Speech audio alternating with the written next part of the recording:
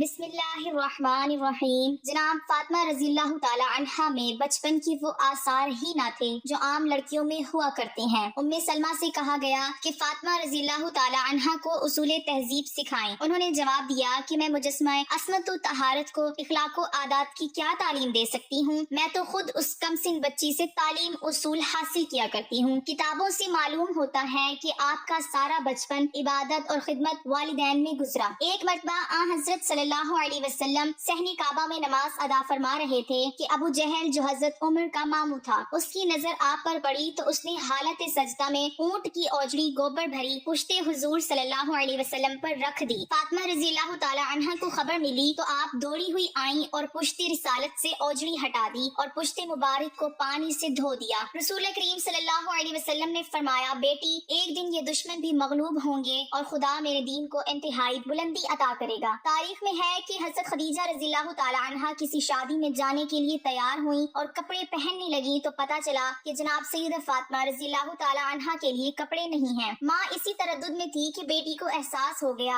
عرض کیا، مادر گرامی میں پرانے ہی کپڑوں میں چلوں گی، کیونکہ بابا جان کہتے ہیں کہ مسلمان لڑکیوں کا بہترین زیور حیات تقویٰ ہے اور بہترین آرائش شرم و حیا ہے۔ فاطمہ زہرا رضی اللہ تعالی عنہا کا سارا بچپن فکر و فاقہ اور تنگ و مصائب میں گزرا۔ مدارج النبوہ میں ہے رسول اکرم جناب سیدہ کو جب وہ کم سن تھیں اکثر اپنی آغوش میں بٹھا لیا کرتے تھے اور ان کے لبوں کو بوسہ دیتے تھے۔ اس پر حضرت عائشہ رضی اللہ تعالی عنہا نے کہا کہ آپ فاطمہ رضی اللہ تعالی عنہا کو بوسے دیتے ہیں اور اپنی زبان ان کے منہ میں دیتے ہیں۔ حضور صلی اللہ علیہ وسلم نے فرمایا، تمہیں معلوم نہیں جب میں معراج پر گیا تھا جبرائیل علیہ السلام نے مجھے ایک سیب جنت کا دیا تھا، میں نے وہ کھایا تھا اور اسی سے فاطمہ کا نقطہ وجود قائم ہوا تھا۔ اے عائشہ، جب میں جنت کا مشتاق ہوتا ہوں تو فاطمہ رضی اللہ تعالی عنہا کی خوشبو سونگتا ہوں اور دہنے فاطمہ رضی اللہ تعالی عنہا سے میں وہ جنت کا لطف اٹھاتا ہوں۔ آپ کی والدہ جناب خدیجہ الکبریٰ رضی اللہ تعالی عنہا تھی۔ حضرت فاطمہ کو 5 سال ماں کی آغوش میں تربیت نصیب رہی۔ جناب خدیجہ رضی اللہ تعالی عنہا کی علالت سے جناب سیدہ رضی اللہ تعالی عنہا کو بے حد رنج ہوا۔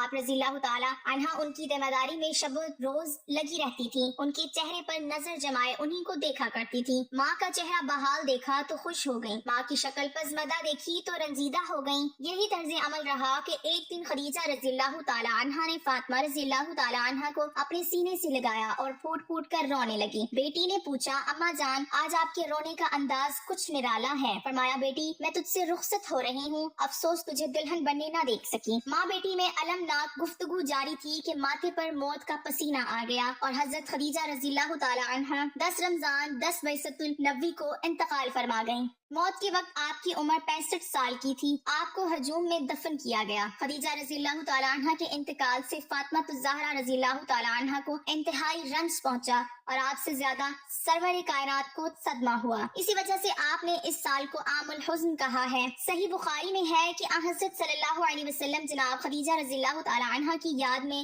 گوسفند ذبح کر کے ان کی سہیلیوں کے پاس بھیجا کرتے تھے۔ ایک مرتبہ حضرت عائشہ رضی اللہ تعالی عنہا نے کہا، اس بوڑھی عورت جس کے منہ میں دانت بھی نہ تھے کب تک یاد کرتے رہو گے؟ یہ سن کر حضرت صلی اللہ علیہ وسلم غضبناک ہوئے اور فرمایا کہ اس سے بہتر مجھے کوئی عورت نصیب نہیں ہوئی۔ وہ اس وقت ایمان لائیں جبکہ سب کافر تھے اور اس وقت میری تصدیق کی جب سب جھٹلاتے رہے اور اس وقت میرے لیے مال صرف کیا جب لوگ مجھے محروم رکھنا چاہتے تھے۔ حضرت علی رضی اللہ تعالی عنہ نے شادی کی درخواست کی تو آپ صلی اللہ علیہ وسلم نے فاطمہ رضی اللہ تعالی عنہا کی مرضی دریافت فرمائی، وہ چپ رہی۔ یہ ایک طرح کا اظہار رضامندی تھا۔ بعض علماء نے کہا کہ حضرت صلی اللہ علیہ وسلم نے خود علی رضی اللہ تعالی عنہ سے فرمایا تھا کہ اے علی، مجھے خدا نے فرمایا ہے کہ اپنے لخت جگر کا عقد تم سے کروں، کیا تمہیں منظور ہے؟ عرض کی جی ہاں۔ اس کے بعد شادی ہو گئی۔ علامہ مجلسی لکھتے ہیں کہ پیغام محمود نامی ایک فرشتہ لے کر آیا تھا، یعنی علماء نے جبرائیل علیہ السلام کا حوالہ دیا ہے۔ غرض کی حضرت علی رضی اللہ تعالی عنہ نے 500 درہم میں اپنے زرہ عثمان غنی رضی اللہ تعالی عنہ کے ہاتھوں فروخت کی اور اسی کو مہر قرار دے کر بتاریخ 1 ذی الحج 2 ہجری حضرت فاطمہ رضی اللہ تعالی عنہا کے ساتھ عقد کیا۔ مذکورہ رقم آج کل کے لحاظ سے 107 روپے ہوتی ہے، جو ہمارے نزدیک شرعی مہر ہے۔ نکاح کے تھوڑے عرصے بعد 24 ذی الحج کو حضرت سیدہ رضی اللہ تعالی عنہ کی رخصتی ہوئی۔ کھانے پینے کے بعد جلوس روانہ ہوا۔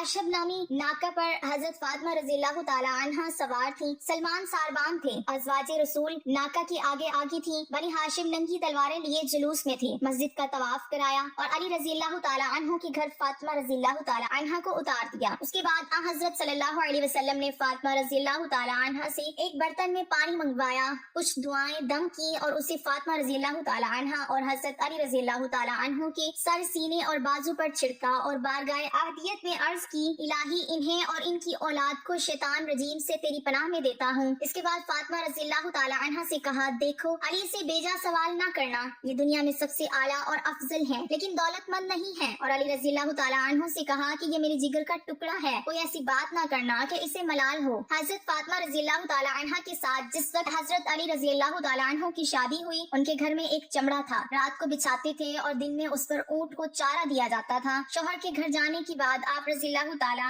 عنہ نے جس نظام زندگی کا نمونہ پیش کیا ہے وہ طبقہ نسواں کے لیے ایک مثالی حیثیت رکھتا ہے۔ آپ گھر کا تمام کام اپنے ہاتھ سے کرتی تھی، جھاڑو دینا، کھانا پکانا، چرخہ کاٹنا، چکی پیسنا اور بچوں کی تربیت کرنا، سب کام اور اکیلی سیدہ عالم رضی اللہ تعالی عنہ۔ لیکن نہ کبھی تیوری پر بل آئے اور نہ کبھی شوہر سے اپنے لیے مددگار یا خادمہ کی فرمائش کی۔ پھر جب 7 ہجری میں پیغمبر خدا نے ایک خادمہ عطا کی جو فضہ کے نام سے مشہور ہے، تو رسول اللہ صلی اللہ علیہ وسلم کی ہدایت کے مطابق سیدہ عالم رضی اللہ تعالی عنہ فضہ کے ساتھ کنیز کاسا نہیں بلکہ ایک عزیز رفیق کار جیسا برتاؤ کرتی تھی، اور ایک دن گھر کا کام خود کرتی تھی اور ایک دن فضہ سے کام لیتی تھی، اور اس طرح خادمہ کو خادمہ نہ ہونے کا تصور پیدا نہ ہونے دیتی تھی۔ دراصل یہ مساوات محمدی کی اعلیٰ مثال ہے۔ آپ رضی اللہ تعالی عنہ نے عورتوں کو پردہ داری کا بتایا ہے اور خود بھی ہمیشہ اس پر عامل رہی ہیں، اور اتنی سختی کے ساتھ کہ مسجد رسول سے بالکل متصل قیام رکھنے اور مسجد کے اندر گھر کا دروازہ ہونے کے باوجود کبھی اپنے والد بزرگوار کے پیچھے نماز جماعت میں شرکت یا آپ کے موعظ کے سننے کے لیے مسجد میں تشریف نہ لائیں۔ ایک مرتبہ پیغمبر صلی اللہ علیہ وسلم نے ممبر پر یہ سوال پیش فرما دیا کہ عورت کے لیے سب سے بہتر چیز کیا ہے؟ یہ بات سیدہ تک پہنچی۔ آپ نے جواب دیا کہ عورت کے لیے سب سے بہتر یہ بات ہے کہ نہ اس کی نظر کسی غیر مرد پر پڑے اور نہ کسی غیر مرد کی نظر اس پر پڑے۔ رسول اللہ صلی اللہ علیہ وسلم کے سامنے یہ جواب پیش ہوا تو آپ نے فرمایا، کیوں نہ ہو، فاطمہ رضی اللہ تعالی عنہ میرا ہی ایک جزو ہے۔ دنیا اسلام کے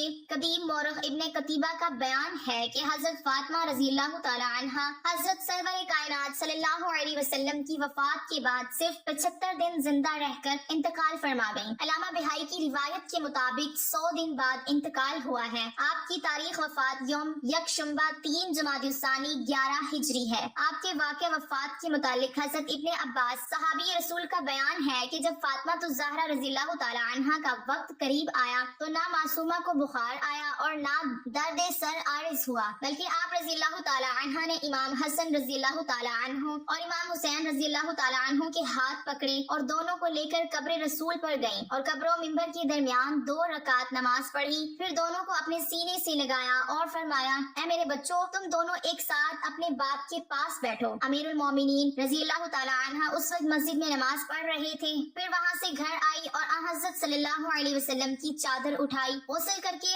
حضرت کا بچا ہوا کفن یا لباس پہنا۔ بعد ازاں زوجہ حضرت جعفر تیار حضرت اسما کو آواز دی۔ حضرت اسما نے عرض کی، بی بی حاضر ہوتی ہوں۔ جناب فاطمہ رضی اللہ تعالی عنہ نے فرمایا، اسما تم مجھ سے الگ نہ ہونا، میں ایک ساتھ اس میں لیٹنا چاہتی ہوں۔ جب ایک ساتھ گزر جائے اور میں باہر نہ نکلوں تو مجھ کو 3 آوازیں دینا، اگر میں جواب دوں تو اندر چلی آنا، ورنہ سمجھ لینا کہ میں رسول خدا صلی اللہ علیہ وسلم سے ملحق ہو چکی ہوں۔ بعد ازاں رسول خدا صلی اللہ علیہ وسلم کی جگہ پر کھڑی ہوئی اور 2 رکعت نماز پڑھی، پھر لیٹ گئی اور اپنا منہ چادر سے ڈھانپ لیا۔ بعض علماء کا کہنا ہے کہ سیدہ نے سجدے ہی میں وفات پائی۔ الغرض جب ایک ساتھ گزری تو اسما نے جناب سیدہ کو آواز دی، اے حسن و حسین کی والدہ، اے رسول خدا صلی اللہ علیہ وسلم کی دختر، مگر کچھ جواب نہ ملا۔ تب اسما اس حجرہ میں داخل ہوئی، کیا دیکھتی ہیں کہ وہ معصومہ رحلت کر چکی ہیں۔ اسما نے اپنا گریبان پھاڑ لیا اور گھر سے باہر نکل پڑی۔ حسن و حسین رضی اللہ تعالی عنہم آ پہنچے، پوچھا، اما اسما ہماری اما کہاں ہے؟ عرض کی حجرے میں ہے۔ شہزادے حجرے میں پہنچے تو دیکھا کہ مادر گرامی انتقال فرما چکی ہیں۔ شہزادے روتے پیٹتے مسجد میں پہنچے، حضرت علی رضی اللہ تعالیٰ عنہ کو خبر دی۔ آپ رضی اللہ تعالیٰ عنہ صدمے سے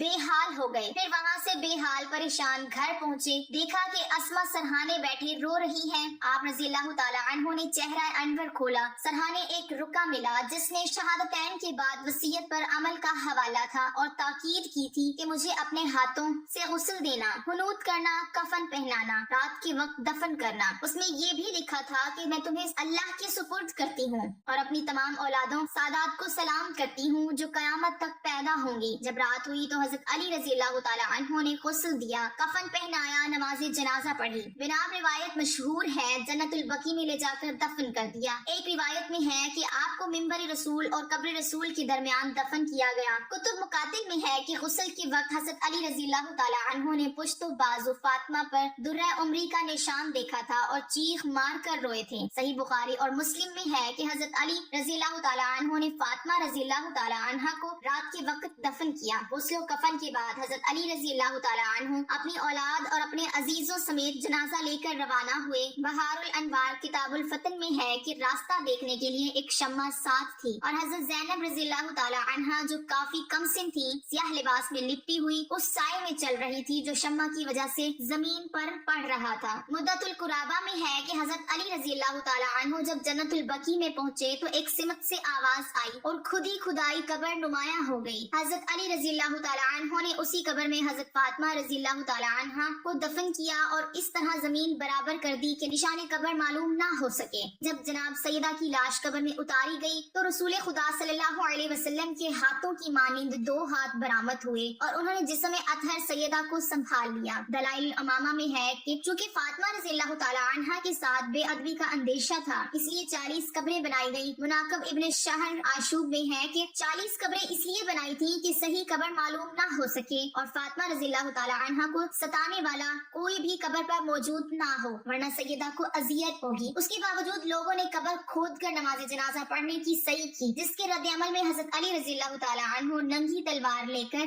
زرد لباس پہنے ہوئے قبر پر جا بیٹھے۔ اس وقت آپ کے منہ سے کف جاری تھا۔ یہ دیکھ کر لوگوں کی ہمتیں پس ہو گئیں اور آگے نہ بڑھ سکے۔ وفات کے وقت جناب سیدہ طاہرہ کی عمر 28 سال تھی۔